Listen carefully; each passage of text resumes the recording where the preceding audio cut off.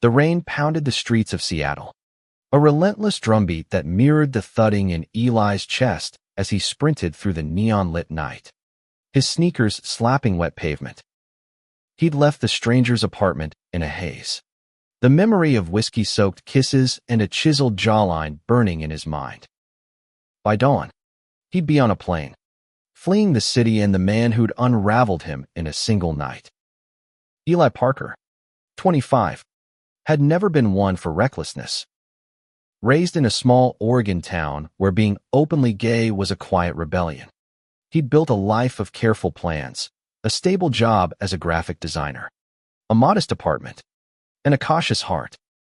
But tonight, at a dimly lit bar in Capitol Hill, he'd met Kaliba, a 27-year-old enigma with piercing blue eyes and a confidence that felt like a gravitational pull. One drink led to 3, then to Caleb's loft, where the world shrank to tangled sheets and whispered promises. Eli woke at 3 a.m., panic clawing at him. This wasn't him. He wasn't the guy who fell hard in one night. So he ran. The bar had been a fluke. Eli's friend, Mia, had dragged him out, insisting he needed to live a little before his big move to New York for a freelance gig. "You're too safe, Eli," she'd teased, shoving a gin and tonic into his hand. The place was packed, a kaleidoscope of laughter and pulsing music. Caleb had appeared like a storm, leaning against the bar, his black leather jacket catching the light. "You look like you're overthinking something," he'd said, his voice low, teasing. Eli's usual defense's witty deflections. Shy retreats crumbled under Caleb's gaze. Hours later, they were stumbling into Caleb's loft, hands fumbling, hearts racing. Now, as Eli dodged puddles, his phone buzzed. A text from Mia, "You okay? Where'd you go?" He ignored it, his breath ragged. The city felt too small, like it might trap him if he stayed. Caleb was a wildfire, beautiful, consuming, dangerous. Eli wasn't ready for that. He'd booked a red-eye flight, moved his plans up, anything to put distance between him and the man who'd made him feel alive for the first time in years. At his apartment, Eli threw clothes into a duffel bag, his hands shaking. The memory of Caleb's touch lingered, fingers tracing his spine, a laugh that vibrated against his skin. "Stop it," Eli muttered to himself, zipping the bag. He glanced at the clock, 4:15 a.m. His flight was at 6:30. He could make it. He had to. The cab ride to Seattle-Tacoma Airport was a blur of rain-streaked windows and the driver's staticky radio. Eli's mind replayed the night, Caleb's story about growing up in foster care, his dream of opening a community center for queer youth. The way he'd looked at Eli like he was the only person in the room. It was too much. Too fast. Eli wasn't built for this kind of intensity. He'd always played it safe, kept his heart locked away after a high school crush had left him humiliated. Caleb was different, too different. Eli couldn't risk it. At the airport, the terminal buzzed with early morning travelers. Eli checked in, his boarding pass crumpled in his fist. He was almost free. But as he turned toward security, a voice cut through the noise, sharp and unmistakable. "Eli." He froze. It couldn't be. Slowly, he turned, and there was Caleb, striding through the crowd, his coat flapping, eyes locked on Eli like a predator who'd found his prey. "You're not leaving," Caleb said, voice raw. "Not like this." Eli's heart lurched. He wanted to run, to disappear into the crowd, but Caleb's gaze pinned him in place. "How did you?" Eli started, but Caleb cut him off. "Your friend Mia? She told me you were leaving." "Eli, what the hell? You just left." Caleb's voice cracked, betraying a vulnerability that hadn't been there last night. "Was it nothing to you?" Eli's throat tightened. "It wasn't nothing," he whispered. "It was too much." Caleb stepped closer, close enough that Eli could smell his cologne, the same scent that had clung to the sheets. "Then talk to me," Caleb said. "Don't run." The airport faded around them, the world narrowing to this moment. Eli's bag slipped from his shoulder, hitting the floor with a soft thud. He didn't know what to say, didn't know how to explain the fear that had driven him here. All he knew was that Caleb's hand was on his arm, steady and warm, and for the first time in hours, Eli didn't feel like he was drowning. Caleb's grip on Eli's arm was firm but not forceful, a tether grounding him in the chaos of the airport. Eli's pulse raced, his mind a tangle of fear and longing. He wanted to pull away, to board the plane and leave this reckless night behind. But Caleb's eyes, those piercing blue eyes, held a plea that made running impossible. "I don't do this," Eli said, his voice barely above a whisper. "I don't lose myself like that. Last night was a mistake." Caleb's jaw tightened, but he didn't let go. "A mistake?" he echoed, his tone sharp with hurt. "Eli, you felt it too. Don't lie to me." Eli looked away, the weight of Caleb's words pressing against his chest. He had felt the electric connection, the way Caleb's laughter had cracked open something inside him. But that was the problem. It was too real, too raw. Eli had spent years building walls, protecting himself from the kind of pain that came with letting someone in. Caleb had slipped past those walls in a single night, and it terrified him. "Let's get out of here," Caleb said, his voice softening. "Just for a coffee. Give me an hour. If you still want to leave after that, I won't stop you." Eli hesitated, glancing at the security line. His flight was boarding soon. He could walk away, disappear into the anonymity of New York. But something in Caleb's voice, a quiet desperation, made him nod. "1 hour," he said. They found a corner table at a crowded airport cafe, the air thick with the scent of burnt coffee and cinnamon rolls. Caleb ordered black coffee for himself and a chai latte for Eli, remembering his order from the bar last night. The small gesture made Eli's chest ache. "Why'd you run?" Caleb asked, leaning forward, his hands wrapped around his mug. "Was it something I did?" Eli stared into his latte, the steam curling up like a ghost. "It's not you," he said finally. "It's me. I don't know how to do this, whatever this is. I've never," he trailed off, his face heating. "I've never felt like that before." Caleb's expression softened, but there was a fire in his eyes. "And that scares you? Feeling something real?" Eli nodded, his fingers tracing the rim of his cup.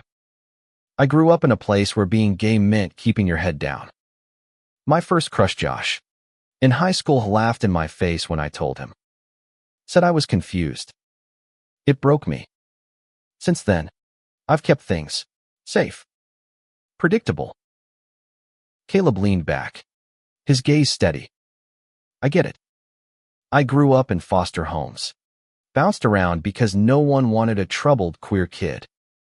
I learned to fight for what I want, Eli. And right now, I want you to stop running from this." Eli's breath hitched. Caleb's honesty was a blade, cutting through his defenses. He wanted to believe in this, in the possibility of them, but doubt gnawed at him. "You don't even know me," he said. "One night doesn't mean anything."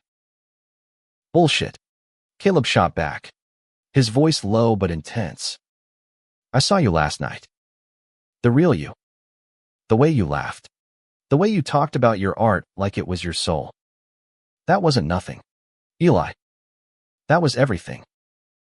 The cafe buzzed around them, but Eli felt like they were alone, suspended in this fragile moment. He wanted to argue, to push Caleb away, but the truth was, he'd felt it too. Last night hadn't just been physical, it had been a collision of souls, a rare kind of connection that scared him as much as it thrilled him.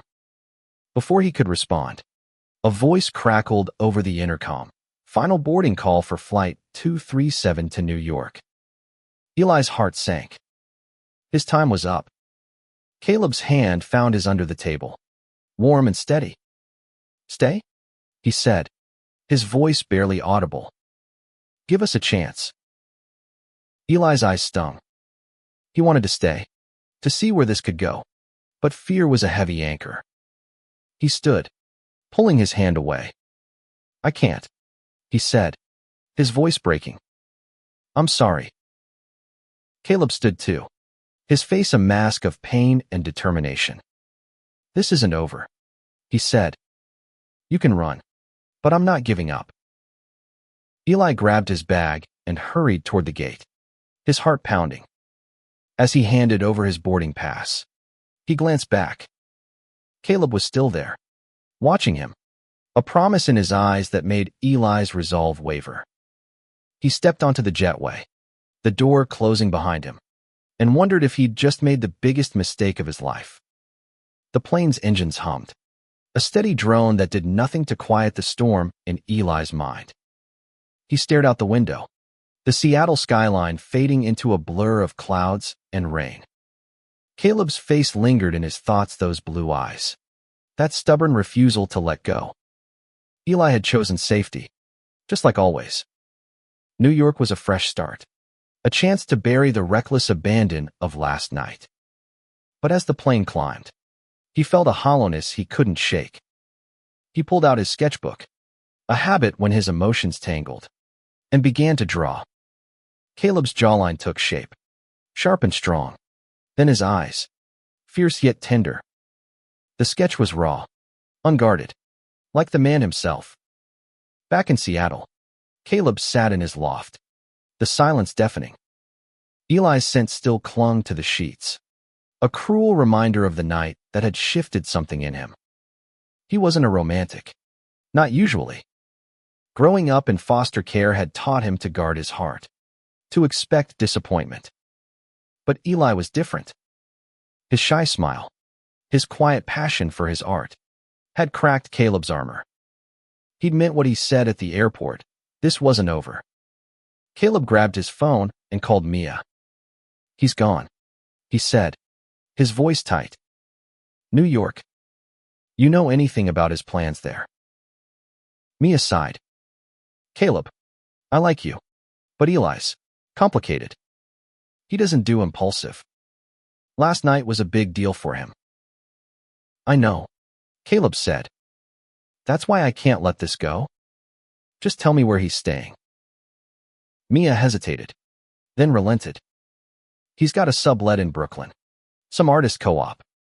I'll text you the address, but don't make me regret this." Caleb hung up, his mind racing. He wasn't impulsive either. Not really. His life was calculated running a small nonprofit for queer youth, scraping by on grants and grit. But Eli had ignited something in him, a spark he hadn't felt in years. He opened his laptop and started searching for flights. In New York, Eli stepped off the plane into the chaos of JFK. The city's energy was a shock after Seattle's laid-back vibe. He took a cab to his sublet, a cramped but vibrant loft in Bushwick filled with other artists' work canvases stacked against walls, paint cans littering the floor. His roommate, a bubbly painter named Zara, greeted him with a hug. "You look like you've been through it," she said, eyeing his tired face. Eli forced a smile. "Long night." He threw himself into work, hoping to drown out thoughts of Caleb. The freelance gig was for a queer-focused magazine, designing layouts for stories about identity and resilience. The irony wasn't lost on him. Every time he closed his eyes, he saw Caleb's face, heard his voice. You felt it too. Days passed, then a week. Eli explored Brooklyn, sketching street scenes and coffee shops, but the city felt empty. He missed Seattle's rain, Mia's laughter, and, most of all, Caleb. He'd check his phone, half expecting a text, but there was nothing. Maybe Caleb had moved on. The thought stung more than Eli expected.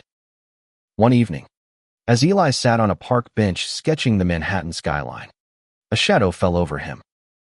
He looked up, and his heart stopped. Caleb stood there, hands in his pockets, looking as out of place in Brooklyn's grit as a wolf in a city park. "Hey," Caleb said, his voice soft but steady.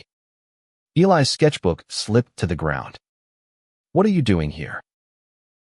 Caleb crouched, picking up the sketchbook and flipping to the page with his own face staring back. He smiled, a mix of sadness and hope. "You didn't make it easy to find you," he said. "But I told you I wasn't giving up." Eli's mouth went dry. "You flew across the country. For me." "For us," Caleb corrected. "I don't know what this is, Eli, but I know it's worth fighting for." The park faded, the city's noise a distant hum. Eli wanted to run again, to hide behind his walls. But Caleb's presence was a magnet, pulling him closer. "I'm scared," Eli admitted, his voice barely audible. Caleb's hand found his, warm and sure. "Me too. But we can figure this out together." For the first time since that night in Seattle, Eli didn't feel like running. He squeezed Caleb's hand, a small gesture that felt like a leap. Maybe, just maybe, he could let himself fall. The Brooklyn air was crisp, carrying the scent of street food and autumn leaves. Eli and Caleb sat on the park bench, hands still clasped, the weight of their reunion settling between them. Eli's heart raced, not with fear this time, but with a cautious hope he hadn't dared to feel in years. "Why now?" Eli asked, his voice low. "You could have let me go. Moved on." Caleb's thumb brushed over Eli's knuckles, a small, grounding gesture. "Because I've spent my life letting things slip away," he said. "People. Chances. I'm done with that. You're not just some fling, Eli. You're different." Eli's chest tightened. He wanted to believe Caleb, to trust the sincerity in his voice.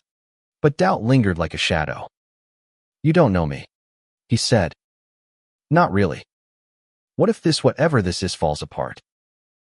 Caleb's eyes softened. "Then we try. We fight. I've seen enough broken things to know that some are worth fixing." They walked through Brooklyn, the city alive with honking cabs and flickering neon signs. Caleb told Eli about his nonprofit, how he'd poured his heart into creating a safe space for queer kids who'd been discarded like he once was. Eli shared stories of his art, how he'd spent years hiding his true self in muted colors until last night, when Caleb had coaxed out something vibrant. Their conversation flowed, easy yet electric, like it had in the bar. At a small diner, they shared a plate of fries, their knees brushing under the table.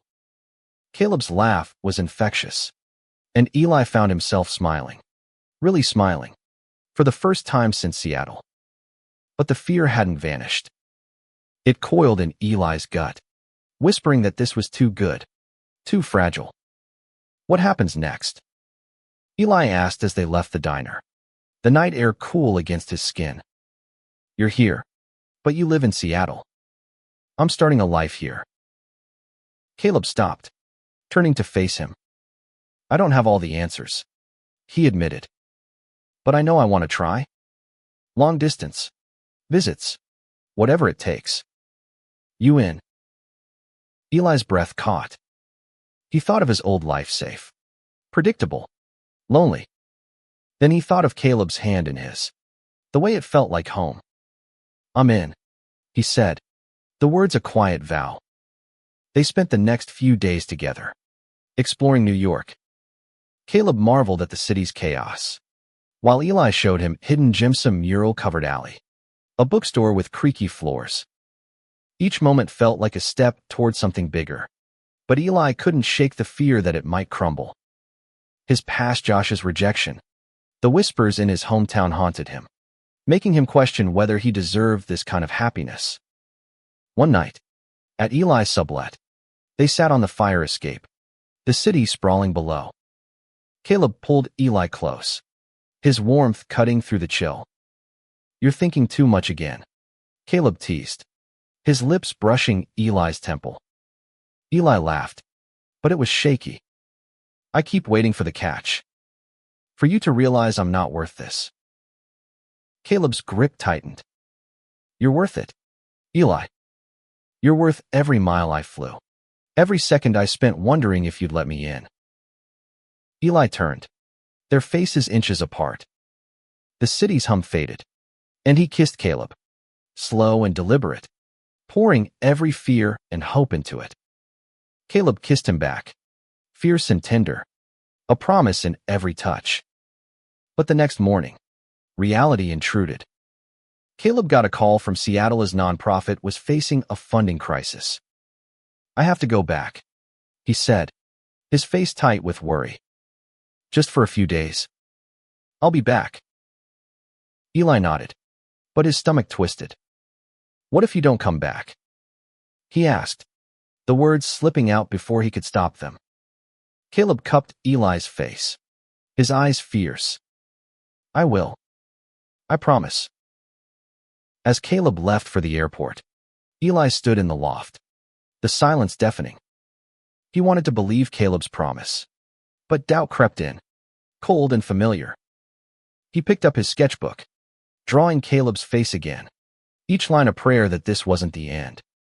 Eli's loft felt emptier without Caleb, the vibrant chaos of Brooklyn a stark contrast to the quiet ache in his chest. He threw himself into his work, designing layouts for the magazine, but his mind kept drifting to Caleb, his laugh, his steady presence, the way he'd looked at Eli like he was enough. Days turned into a week, then two. Caleb texted daily, updates about the nonprofit struggles mixed with playful messages that made Eli smile. "Miss you. Found a coffee shop here that serves chai lattes almost as good as yours." But the distance gnawed Eli. What if Caleb's life in Seattle pulled him away for good? What if this was just a fleeting spark, destined to fade? One evening, Zara noticed Eli's distraction. "You're moping," she said, tossing a paintbrush at him. "Spill." Eli sighed, telling her about Caleb, the night in Seattle, the whirlwind of New York. "I want to trust him," he said, "but I keep thinking he'll realize I'm not worth the effort." Zara rolled her eyes. "Eli, you're a catch. And that guy flew across the country for you. Give him a chance." Eli nodded, but doubt lingered. He started sketching again, filling pages with images of Caleb, his sharp jaw, his fierce eyes, the way he'd stood in the airport, refusing to let go. Each drawing was a tether, keeping Eli grounded. In Seattle, Caleb was drowning in work. The nonprofit's funding had been cut, threatening the community center he'd fought to build. He spent long nights writing grants, rallying donors, his mind always half on Eli. He'd meant every word in New Yorkie wasn't giving up. But the distance was harder than he'd expected, and Eli's silence between texts felt like a warning. One night, exhausted, Caleb called Eli. "I miss you," he said, his voice rough.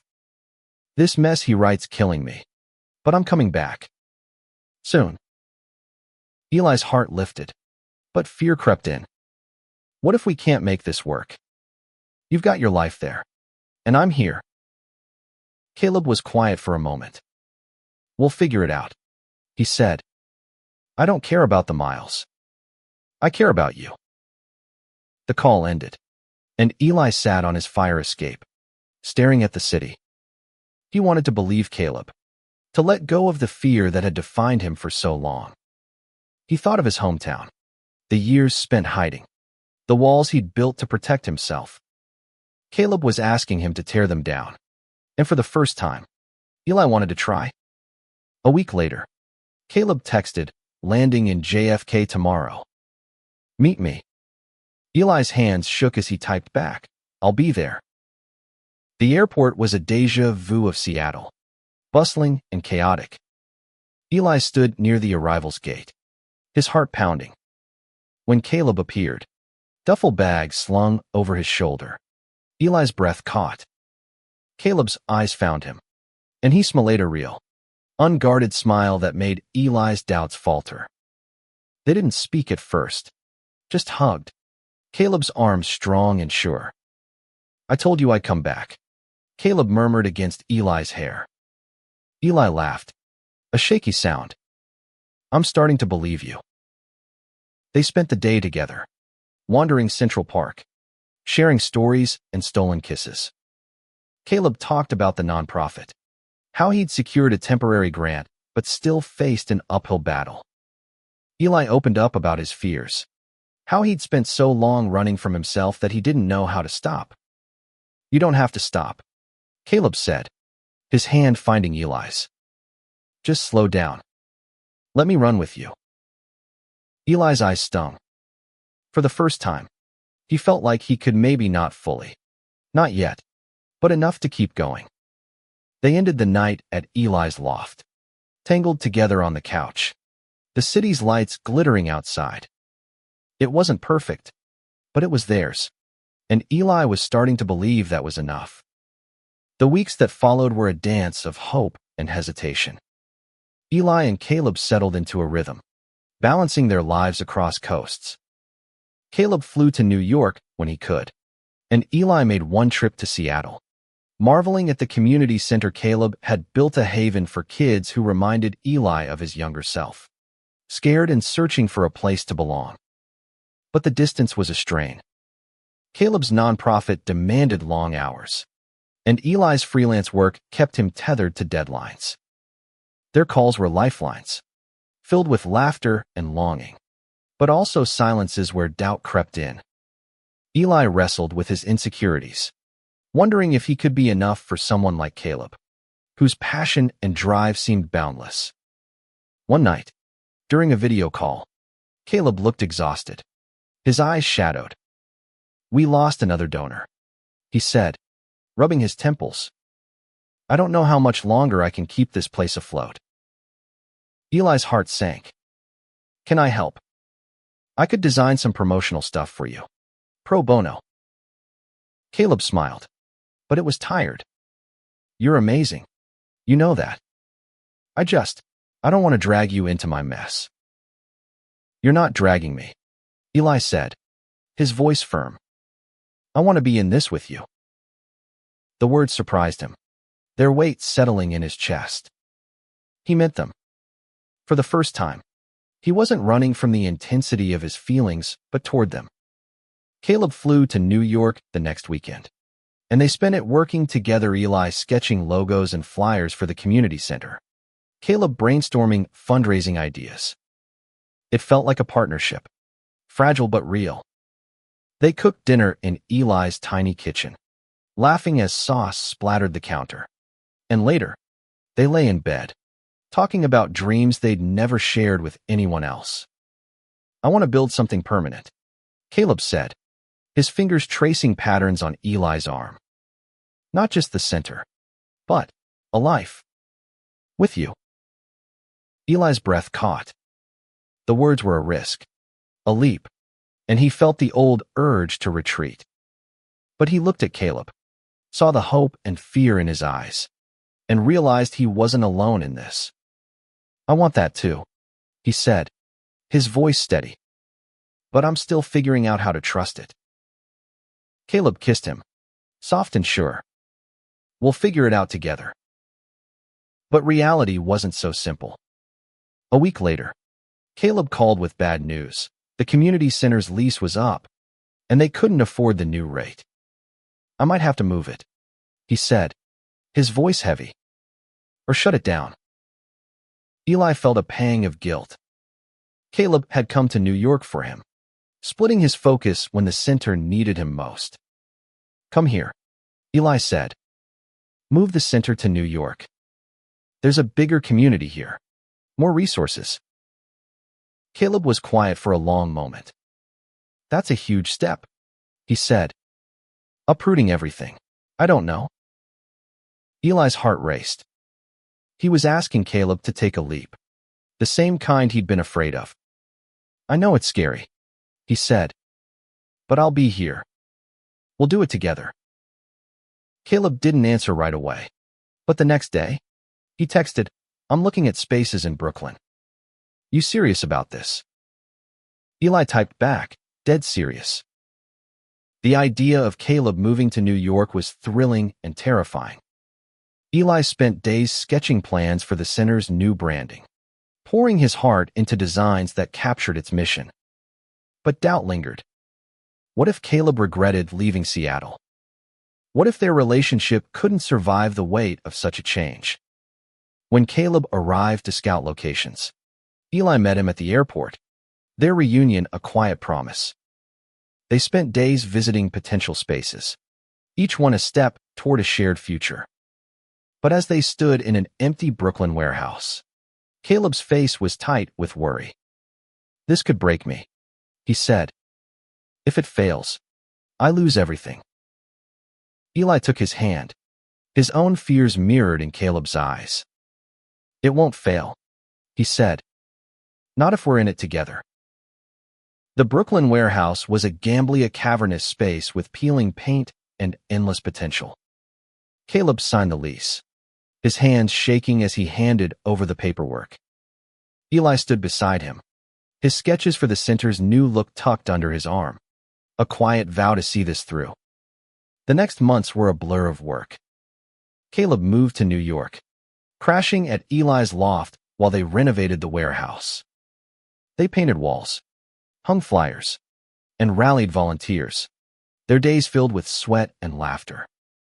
Eli's designs bold, vibrant, full of hope covered the center's walls, a testament to their shared vision. The community rallied around them, queer youth and allies pitching in, drawn to Caleb's passion and Eli's quiet strength. But the strain was real. Caleb's savings dwindled, and Eli's freelance work barely covered their bills. Late nights found them arguing over budgets, their tempers fraying. "I can't lose this," Caleb snapped one night, his voice sharp. "This center is all I have." Eli flinched. "It's not all you have," he said quietly. "You have me." Caleb's face softened, regret flashing in his eyes. "I know," he said, pulling Eli close. "I'm sorry. I'm just scared." Eli nodded, his own fears bubbling up. "Me too. But we're doing this together." The center's opening day was a triumph. Kids filled the space, their laughter echoing off the walls. Caleb gave a speech, his voice thick with emotion, thanking Eli in a way that made his heart swell. For the first time, Eli felt like he was part of something bigger than himself, something worth fighting for. But the victory was short-lived. A week later, a pipe burst, flooding the basement and ruining equipment. Caleb's face was ashen as he surveyed the damage. "This is it," he said, his voice hollow. "We're done." Eli refused to let it end. He called Mia, Zara, and every contact he had, rallying funds and volunteers. They worked through the night, cleaning up, salvaging what they could. Caleb watched, his eyes red, and pulled Eli into a hug. "I don't deserve you," he whispered. "Yes, you do," Eli said, his voice fierce. "We deserve this." The center survived, but the cracks in their relationship deepened. Caleb's stress made him distant, and Eli's insecurities flared. One night, after a long day, Eli found Caleb staring at a photo of the Seattle Center. "Do you regret it?" Eli asked, his voice small. "Moving here?" Caleb looked at him, his eyes soft. "No. I'd do it again. For you." Eli wanted to believe him, but the fear lingered. They were building something beautiful, but it felt fragile, like a sketch that could be erased with one wrong move. He lay awake that night, Caleb's arm around him, wondering if love was enough to hold them together. The next morning, Eli woke to find Caleb gone. A note on the counter read, "Needed to clear my head. Be back soon." Panic gripped Eli. Had he pushed too hard? Was Caleb running now? He spent the day at the center, throwing himself into work to drown out the fear. When Caleb returned that evening, his face was calm but resolute. "I went to the airport," he said. "Not to leave, but to think. About us." Eli's heart pounded. "And?" Caleb took his hand. "I'm all in, Eli. No more running. No more doubts." Eli's eyes stung. He pulled Caleb close. Their kiss a promise to keep fighting. Not just for the center, but for each other. They weren't perfect, but they were enough. The community center became a beacon in Brooklyn, a safe haven for queer youth who found solace in its walls.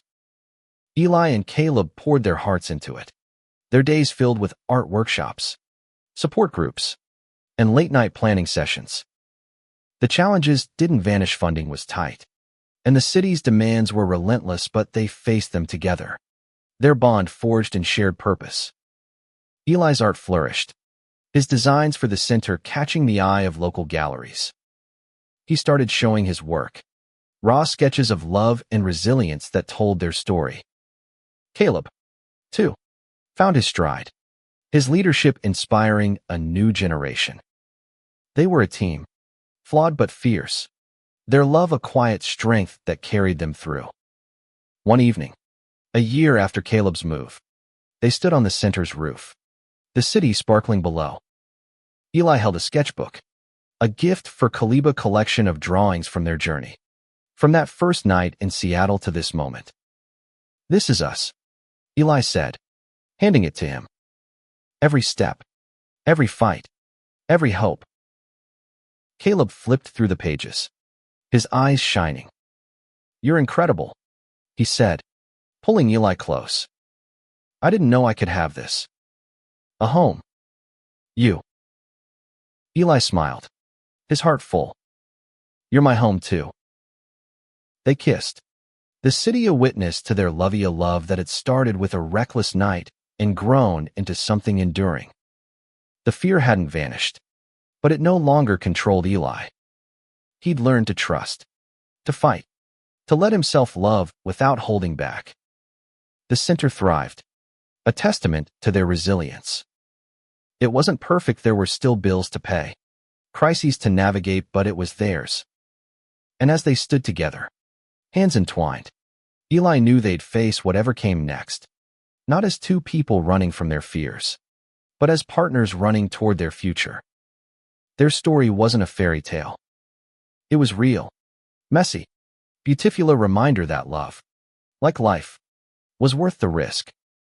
And for Eli and Caleb, that risk had led them here, to a rooftop in Brooklyn, where a single night had become a lifetime of meaning.